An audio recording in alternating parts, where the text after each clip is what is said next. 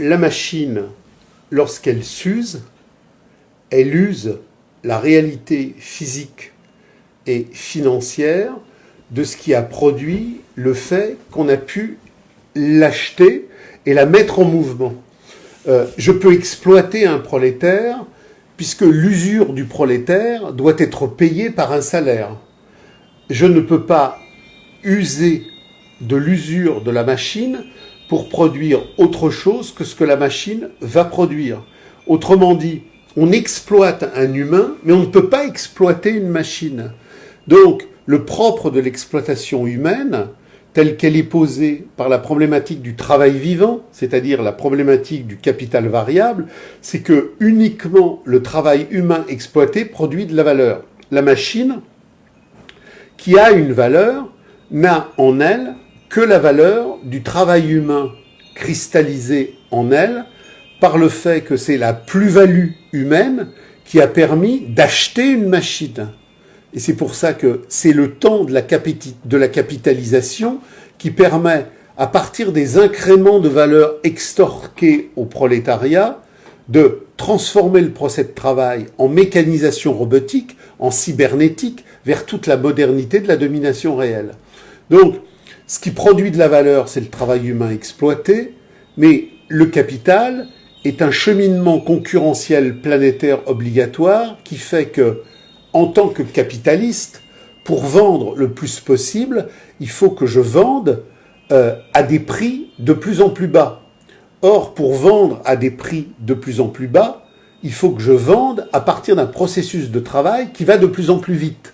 Or, le processus de travail de plus en plus vite, qui va de plus en plus vite, c'est le processus de la productivité du travail qui arraisonne la plus-value humaine à partir d'une robotique du capital qui permet d'accélérer le temps précipité. Autrement dit, les machines ne produisent rien. Les machines permettent de produire plus vite ce que la plus-value ouvrière confisquée en tant que travail humain va permettre de réaliser en plus-value. Donc, l'usure humaine permet la plus-value, l'usure de la machine permet, au moment où l'usure de la machine a terminé son cycle, de mettre la machine à la poubelle. Mais si une machine vaut 600, quand elle aura terminé son usure, elle n'aura transmis que 600. Quand la machine est morte, elle a transmis la valeur que l'exploitation humaine ouvrière cristallisée en elle lui avait transmis. Elle ne transmettra pas un centime de plus. C'est pour ça que Marx il dit la machine transforme l'homme faible en machine. C'est ça. Mais elle ne produit aucune valeur nouvelle. Elle transmet la faiblesse de l'homme dans une force machinique qui permet d'aller plus vite, mais elle ne transmet rien. Et donc, le problème essentiel, c'est que le capital, alors contrairement à l'économie politique débile, le capital n'est pas intéressé par le bénéfice. Le capital n'est pas intéressé par le profit. Le capital est intéressé par le taux de profit. C'est-à-dire la quantité de profit extorqué. Le profit extorqué par rapport à la mécanique aliénatoire de l'exploitation engagée.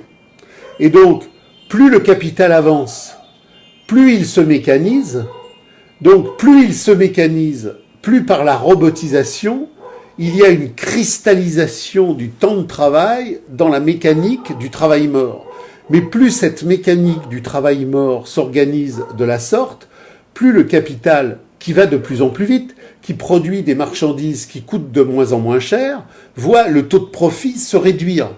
Mais donc, il va plus vite parce qu'il y a une baisse du taux de profit, d'ailleurs. Non, c'est parce qu'il y a une baisse du taux de profit qui va plus vite. C'est-à-dire que, comme il y a de plus en plus une baisse du taux de profit, il est obligé de la compenser par la masse. Et c'est ce qui crée la surproduction et la saturation des marchés. Le taux de profit n'arrête pas de baisser.